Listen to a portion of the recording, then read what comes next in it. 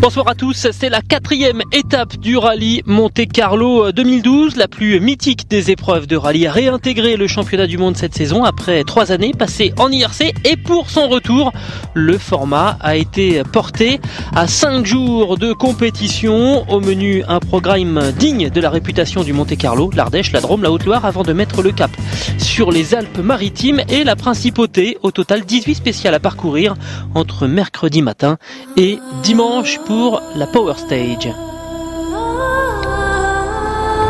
Hier, au terme de la 3e étape, les concurrents ont rallié Monaco et plus précisément le parc fermé installé dans le port de la Principauté. Le printemps est un peu comme Sébastien Loeb, il est en avance. Du soleil, des températures très douces, tout pour se délecter de cette dernière ligne droite du Monte-Carlo 2012. Et au menu de la 4e étape, une boucle de 2 spéciales à parcourir à 2 reprises. Et c'est un parcours très connu et emprunté régulièrement ces dernières années avec le passage au fameux col du Turini. Et justement, le voici, ce col du Turini que les équipages franchiront durant la spéciale numéro 14. Mais il ne devrait pas y avoir trop de boules de neige, malheureusement, aujourd'hui, entre Français d'un côté et Italiens de l'autre. Les températures étant trop clémentes. Avant cela, à 13h30, le programme prévoit un nouveau passage par la zone d'assistance. Les différentes équipes ont 45 minutes pour préparer les autos en vue de la première boucle du jour, à savoir les secteurs du Moulinet à la Bolène-Vésubie, puis de l'Antos à Lucéram. Salutations entre anciens champions du monde, Tommy Mäkinen, 4 couronnes consécutives et aussi 4 victoires au Monte-Carlo. Passage aussi du Tarmac Master Gilles Panizzi, qui était monté sur le podium de l'épreuve monégasque en 2005. Chez Citroën, c'est avec une avance plus que confortable que Sébastien Loeb et Daniel Elena abordent cette 4e journée de course. À moins d'un énorme coup de théâtre, les deux hommes devraient aller chercher un 6e succès dimanche sur le Rocher. On voit ici Sébastien Loeb en pleine discussion avec son ingénieur Didier Clément. On est ici au soleil. Les spéciales d'aujourd'hui me semblent pas aussi piégeuses que celles des jours précédents. Donc j'espère que tout va bien se passer. Je vais rouler tranquillement et finir la journée en évitant tout problème. Avant de retrouver le pilote Citroën au Moulinet, on va revenir sur le début de l'épreuve avec mercredi pour la boucle matinale. Un Sébastien Loeb qui s'élance avec des pneus tendres. L'Alsacien s'installe dès la première spéciale en tête du classement général. Chez Ford, on a choisi en revanche des pneus extra tendres. Jari-Matti Latvala n'est pas trop à son aise avec ses gommes lors du premier chrono et il concède d'entrée de jeu 22 secondes à Sébastien Loeb. Mais entre Burzet et Saint-Martial, pour la 2e spéciale, le rapport de force s'inverse en associant ses pneus super tendres à 2 pneus cloutés qu'il avait emmenés dans son coffre. Latvala survole les 30 km du secteur et s'empare dans la foulée de la première place au classement général. Malheureusement pour Latvala, la spéciale numéro 4 va tout faire basculer. Pourtant crédité de plus de 30 secondes d'avance sur Loeb, le Finlandais part à la faute. La Fiesta finit en contrebas de la route. C'est l'abandon.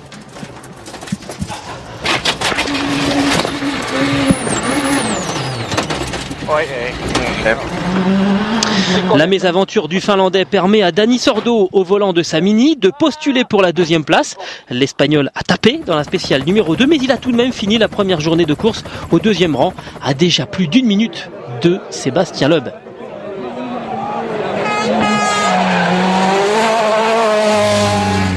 Mercredi soir à Valence, tout va pour le mieux pour l'octuple champion du monde.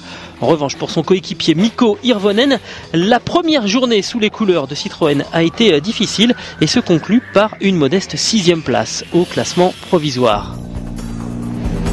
L'attraction de la 2e journée, c'est avant tout le duel entre Dani Sordo et Peter Solberg pour la 2e place. Durant le premier chrono du jour, la spéciale numéro 5, Solberg est 3 secondes plus rapide que Sordo. Il s'empare de cette 2e position avec 1 seconde 9 d'avance.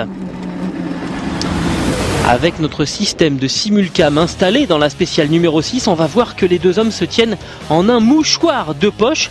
Mais à la fin de cette spéciale numéro 6, c'est Sordo qui reprend l'avantage pour 3 dixièmes de seconde. Regardez, ça fait quelques centimètres tout au plus.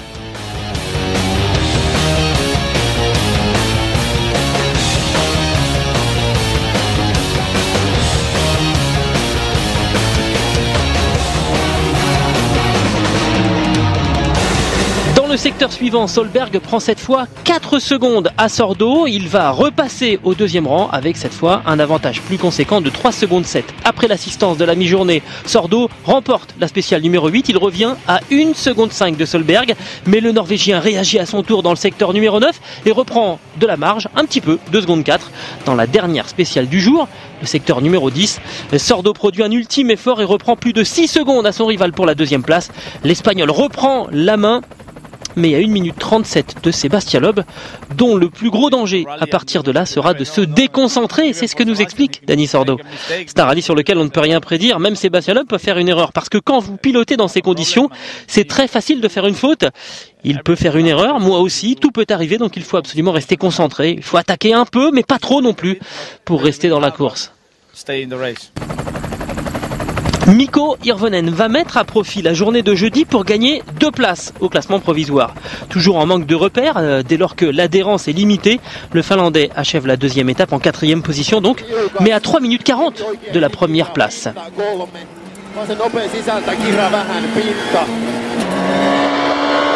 Fait marquant de la deuxième étape, l'énorme sortie de route de Sébastien Ogier dans la spéciale numéro 10. Julien Ingrassia, le copilote de Ogier, souffre du coup de gauche mais a promis d'être présent pour la prochaine épreuve du calendrier mondial, à savoir en Suède.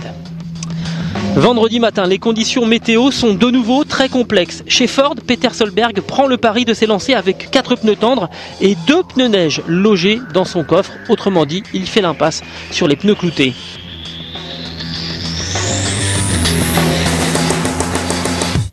L'ancien champion du monde est le mieux équipé pour affronter la spéciale numéro 11, la première négociée vendredi. Et le Norvégien ne laisse pas passer l'occasion de s'offrir sa première victoire de spéciale au volant de la Fiesta. Par la même occasion, Peter Hollywood Solberg, comme on l'appelle, retrouve la deuxième place du classement provisoire et avec cette fois 10 secondes d'avance sur Sordo.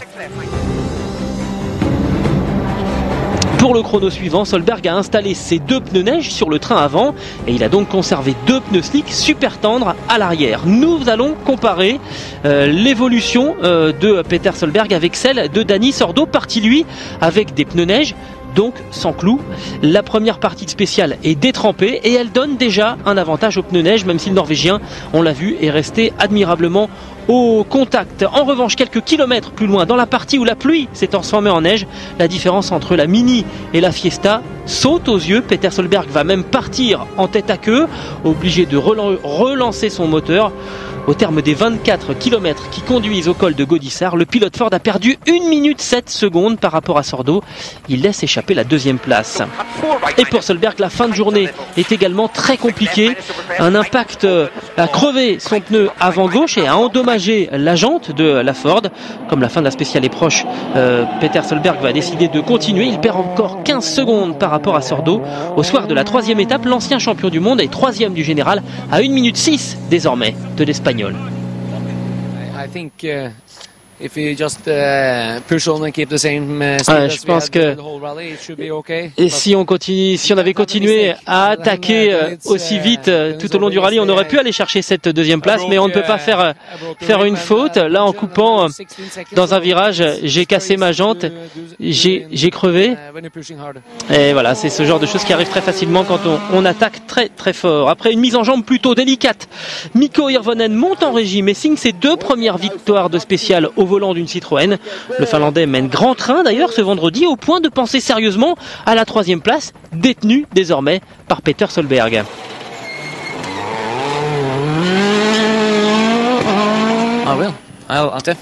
Clairement, je vais essayer. Mais je ne veux pas commettre de faute.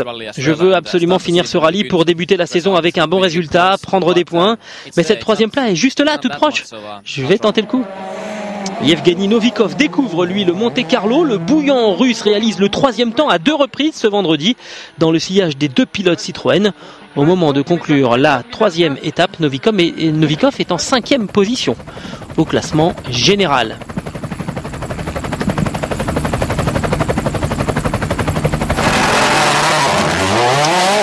Moins en vue évidemment que son coéquipier Sordo, Pierre Campana a sorti un grand numéro malgré tout en réalisant le 3e chrono dans la spéciale menant au col de Godissart. Le Corse est solidement installé à la 3e place du classement provisoire. Campana précède notamment le jeune Ott Tänak. L'Estonien, protégé de Marco Martin, pourrait bien être la révélation de la saison. Vendredi soir, il occupe la 8e place du général en dépit d'une belle frayeur dans la spéciale numéro 12.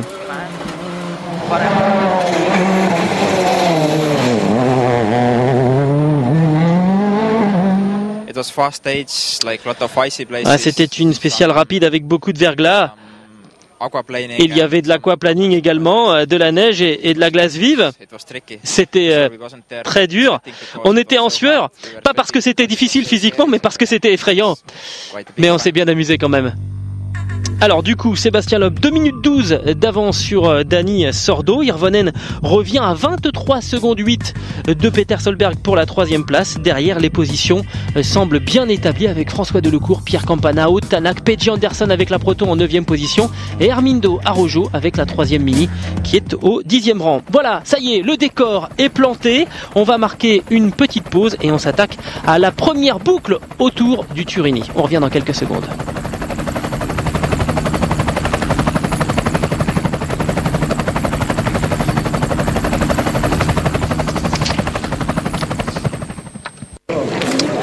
Retour sur le Monte Carlo 2012, ça y est, le grand moment est venu, la première spéciale du jour avec le passage au col du Turini, la spéciale numéro 14 entre Moulinet et la Bolène-Vésubie, un secteur très technique, 23 km, la route est sèche, il fait 12 degrés au départ de la spéciale et au Turini même, cela reste positif avec 5 degrés.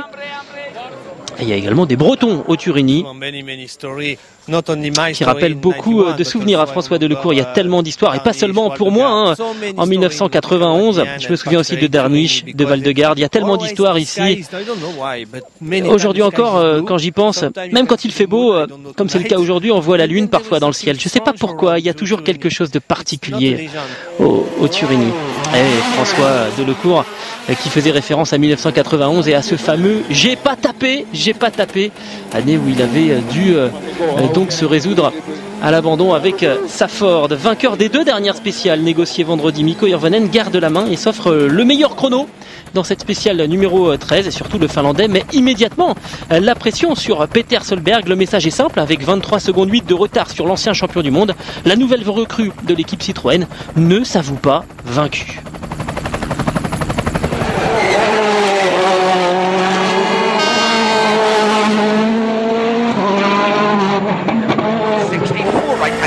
En faisant l'impasse sur les pneus cloutés vendredi matin, Peter Solberg a donc non seulement perdu la possibilité de disputer la 2e place à Dani Sordo, sur qui il compte désormais plus d'1 minute de retard, mais le nouveau pilote Ford s'est donc placé sous la menace du vice-champion du monde.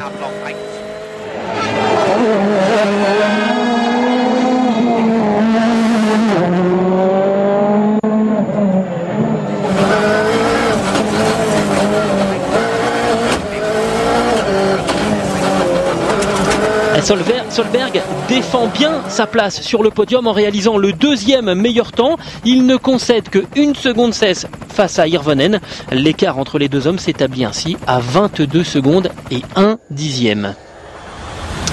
1 seconde 7 d'écart sur 23 km, la simulcam ne va pas nous montrer grand chose, pensez-vous? Eh bien, l'expérience, vous allez le voir, est extrêmement intéressante. On va donc comparer l'évolution de Mikko Hirvonen au volant de la DS3 à celle de Peter Solberg au volant de la Fiesta. Et en regardant attentivement cette séquence, on voit que la DS3 dispose, sinon d'une meilleure motorisation, en tout cas d'une meilleure motricité comparée à la Ford de Solberg.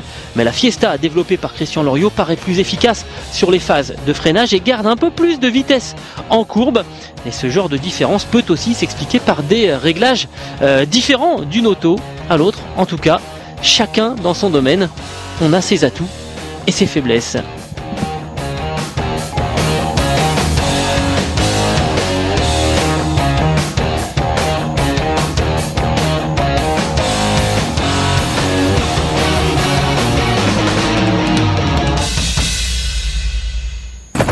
Avec une Citroën DS3 qui est aussi un peu plus typée dans son maniement. Voiture asphalte contre une Ford qui elle est un peu plus typée rallye-terre. Loin des calculs à la seconde, Sébastien Loeb débute cette spéciale numéro 14 avec 2 minutes 12 d'avance sur son plus proche rival. Revenir sur l'octuple champion du monde avec un tel écart relève de la mission impossible, et comme Tom Cruise n'est pas au départ de ce Monte Carlo, le Français n'a finalement pas grand chose à craindre. 220 plus, 100 mètres. 100 mètres, cochon plus, Montard. 100 mètres, gauche à fond court. Troisième temps pour Sébastien Loeb et Daniel Elena à 1 seconde 9 de Mikko Hirvonen. Passage au col du Turini.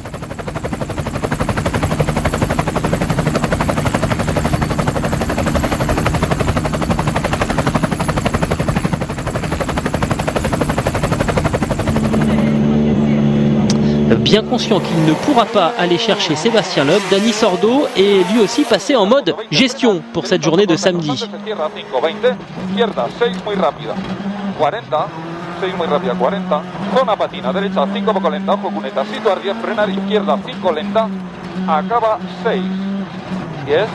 L'Espagnol attaque l'ascension du Turini avec 1 minute 6 de retard sur Peter Solberg, d'avance pardon, 1 minute 6 d'avance sur Peter Solberg, alors que le pilote Mini débute cette spéciale. 7e temps pour Sordo qui concède 14 secondes 4 quand même face à Peter Solberg, sur qui il conserve 52 secondes d'avance. Et on retourne au kilomètre 18 de cette spéciale. On va comparer les prestations de Sordo et de Solberg avec une ascension sur asphalte sec, et là encore on voit des différences très instructives avec Sordo, un spécialiste de l'asphalte qui ne jette pas la voiture dans les virages comme le fait Peter Solberg. L'Espagnol emprunte des trajectoires beaucoup plus propres, typées circuit, sans le moindre sous-virage, alors qu'en bon scandinave, Peter Solberg a aiguisé son pilotage sur la terre et sur la neige. Malgré tout, Solberg s'est imposé une fois sur l'asphalte, c'était au Tour de Corse en 2003. Mais ça n'est évidemment pas sa spécialité. Ça marche quand même.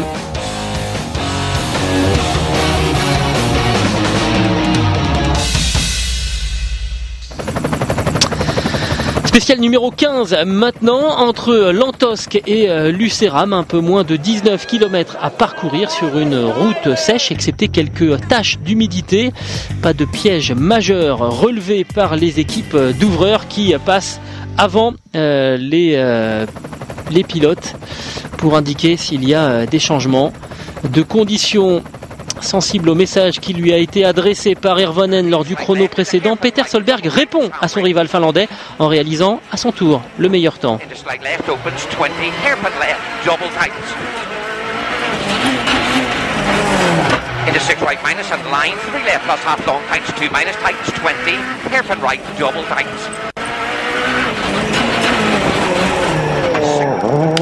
Et après 3 saisons en tant que pilote privé, Peter Solberg revit littéralement, et pour fêter cela dignement, il veut monter sur le podium dimanche.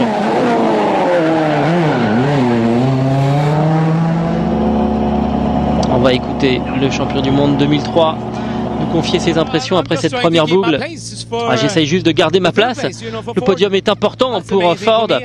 On avait Sordo à notre portée à un moment, j'en suis certain. Mais maintenant, il faut être réaliste. J'ai fait une erreur vers la fin de la spéciale et je pense que je vais perdre quelques secondes. J'espère pas trop quand même.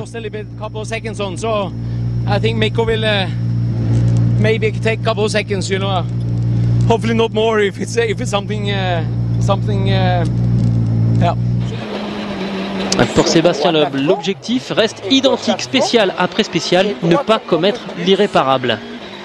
Sur gauche à fond Milon. Et attention. Le Français s'est retrouvé dans cette situation des dizaines de fois et sa concentration n'a quasiment jamais été prise en défaut. Preuve que même en assurant le pilote Citroën roule fort, il signe le 2e temps à 8 secondes 4 de Peter Solberg.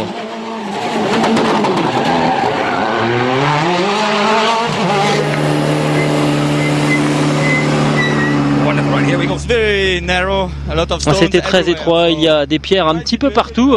Et dans ma situation, on voit un peu plus les pierres qui sont sur la route devant nous. En fait, la tension n'est pas la même quand vous êtes en bagarre. Quand vous êtes à la lutte avec quelqu'un, vous essayez de freiner le plus tard possible. Moi, j'essaye de ne surtout pas freiner trop tard. Il n'y aura pas de grand chelem pour Mikko Hirvonen. La série de victoires de spéciale du Finlandais s'interrompt à 3 de suite. Dans cette spéciale numéro 15, Mikko est repoussé à 8 secondes 4 de Solberg. Autrement dit, les deux pilotes officiels Citroën sont crédités du même chrono au 10e de seconde près. Ça c'est pour l'anecdote, mais pour être concret, ça signifie que Hirvonen est repoussé à plus de 30 secondes de Solberg au général. Le podium commence à être compromis pour Mikko. Peter Solberg a vraiment attaqué très fort. J'étais pas trop confiant dans les portions humides. Je pense que j'ai été trop prudent, c'est pas bon pour la bagarre pour le podium, mais je voulais surtout pas commettre d'erreur dans ce secteur. Après avoir perdu une quinzaine de secondes par rapport à Solberg lors du chrono précédent, Dani Sordo veut limiter les pertes dans ce secteur. Mais l'Espagnol rapporte une Mini au comportement un peu pâteau et le chronomètre va confirmer cette sensation. L'Espagnol signe le 4e temps. Il concède cette fois 12 secondes 5 par rapport au Norvégien, sur qui il dispose encore de plus de 40 secondes d'avance au classement général.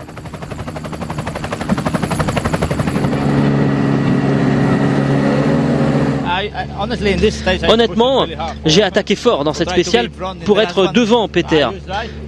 Dans la précédente, j'avais simplement roulé. Ici, les sensations n'étaient pas mauvaises. Solberg était 8 secondes plus rapide au kilomètre 11. Je le félicite parce qu'il a superbement bien piloté. On verra, je ne sais pas. François Delecour et Dominique Savignonnet approchent à grands pas d'une nouvelle arrivée en principauté. Un problème de direction assisté pour le français. Écoutez, Doumé. Droite 105 bref. 150 mètres. Gauche 105 bref. Du grand spectacle, on adore, même sans direction assistée dans ces spéciales sinueuses.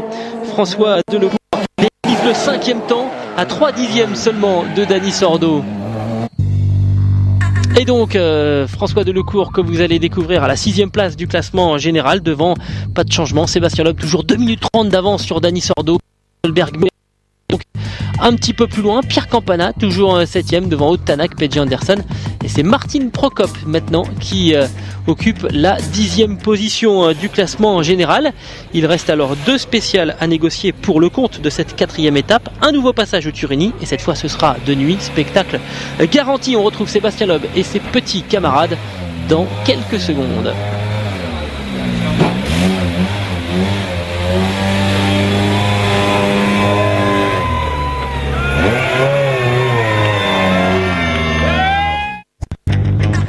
Dernière partie de notre résumé consacré à la 4e étape du Monte Carlo 2012 avec la 2e boucle de la journée et les 2 mêmes spéciales au programme.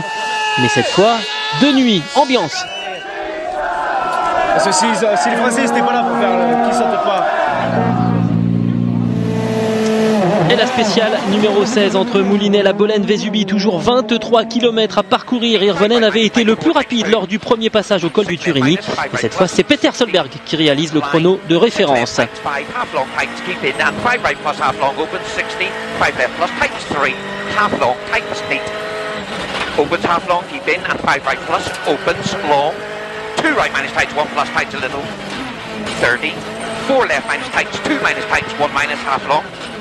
And 6 right minus, opens half long, keep in, and 6 left minus, keep in, 20, keep left over crest, line, 5 right long, tight 3 plus tightens and line. Le Norvégien veut maintenir la pression sur Sordo, tout autant que dissuader Hirvonen de convoiter plus longtemps sa 3e place. Même s'il assure, Sébastien Loeb signe encore le 2e temps. Il dispose toujours d'une avance extrêmement confortable, 2 minutes 37 sur Dani Sordo. Allez, un moment en compagnie de Sébastien Loeb et Daniel Elena, vous êtes dans la montée vers le col du Turini.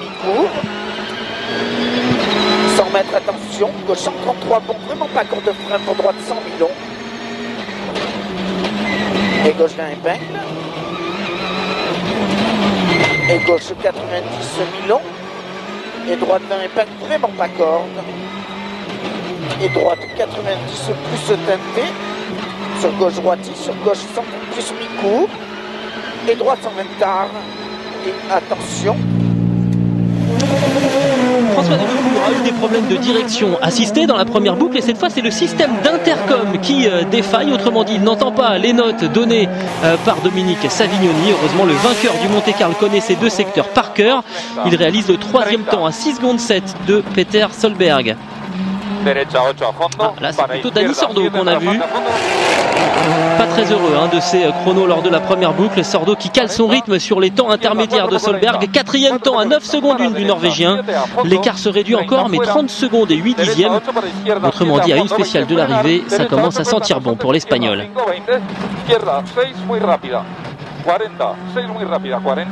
Pazzona patina 5 lenta, poco lenta fue Muneta. Peña frena a la izquierda 5 lenta, acaba 6. 10, derecha 5 lenta, 10, izquierda 4 poco lenta, 10. Avec 30 secondes de retard sur Solberg au départ de cette spéciale numéro 16, Mikko Hirvonen doit attaquer très fort pour reprendre du temps au pilote Ford.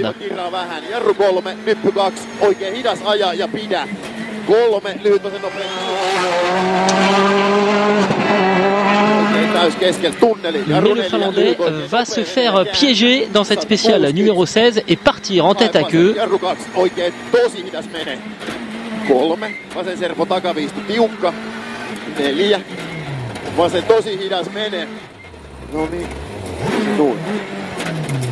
À l'arrivée, ce sera le 5e temps pour Mikko Hirvonen à 13 secondes 5 de Solberg. Hirvonen se retrouve donc à 44 secondes de la 3e place. Cette fois, c'est bel et bien terminé pour le podium spécial numéro 17. 18 km à parcourir entre Lantosk et Lucéram. On retrouve Mikko Hirvonen. Après l'alerte dans le secteur précédent, Hirvonen ne prend plus aucun risque et il se résigne à la 4e place. Il réalise ainsi le 6e temps à 20 secondes et 9 dixièmes du meilleur chrono. Dani Sordo a roulé toute la journée en surveillant les temps de Peter Solberg. Dans l'ensemble, il a plutôt bien négocié cette étape délicate en perdant régulièrement du terrain mais sans trop en concéder. Sordo qui rejoint Monaco à la 2e place du général. C'est vraiment très important ce résultat. De cette manière, on peut montrer à tout le monde que ProDrive et Mini sont capables de faire du bon travail. Peter Solberg lâche sa dernière cartouche dans cette spéciale. Une nouvelle victoire de spéciale pour l'ancien champion du monde. J'ai l'impression d'être Sébastien Loeb. Tout est parfait, tout est simple aujourd'hui. C'est génial. La dernière spéciale était un petit peu humide. J'ai été un petit peu plus prudent. Mais c'est absolument... je suis tellement content d'être là. Et pour Loeb, tout est parfait, oui. Tout est simple, en tout cas ça donne l'impression de l'être. Pas de risque démesuré pour l'octuple champion du monde durant toute la journée. Et encore une fois, elle réalise le 2e temps à 7 secondes 7 de Peter Solberg. Il va conclure cette 4e étape avec 2 minutes 41 d'avance sur Dani Sordo. Pour le moment, oui, la journée a été parfaite. C'est génial de piloter comme ça aujourd'hui dans ces deux spéciales de nuit avec une atmosphère comme ça. Sur le sec, on a roulé plutôt vite et il y avait des feux de camp un petit peu partout autour. C'était vraiment génial. 2 minutes 41 donc pour Sébastien Loeb d'avance sur Dani Sordo. Ensuite, Peter Solberg au 3e rang, qui n'a plus que 19 secondes de retard sur Dani Sordo. Puis PJ Anderson qui a été victime d'un début d'incendie sur la Proton, mal récompensé de son début de parcours et qui laisse échapper donc la 9e place. Voilà, c'est la fin de cette 4e étape du Monte-Carlo. Le passage au col du Turini, c'est fini pour 2012. Demain, il y aura la Power Stage, 5 km à négocier pour ce qui devrait être la 6e victoire de Sébastien Loeb et Daniel Elena. On se retrouve demain sur les coups de 19h15 pour l'arrivée de ce Monte-Carlo 2012.